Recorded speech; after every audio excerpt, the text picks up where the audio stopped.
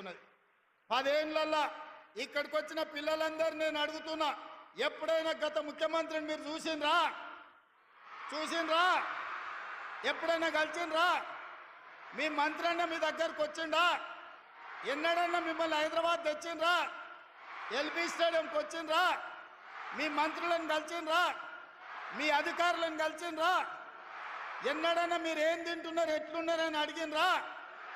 ఆనాటి ముఖ్యమంత్రి గారు మనోడు పెంచుకున్న కుక్క పిల్ల చచ్చిపోతే డాక్టర్లను జైలు వేసిండ్రు.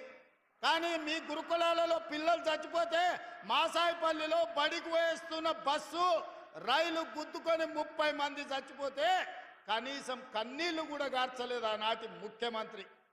ఆ రోజు నుంచి ఈనాడు స్వయంగా మీరెన్నుకున్న ప్రజాప్రభుత్వంలో మీ రేవంత్ అన్నను డైరెక్ట్గా చెయ్యి కలిపి మీ అన్న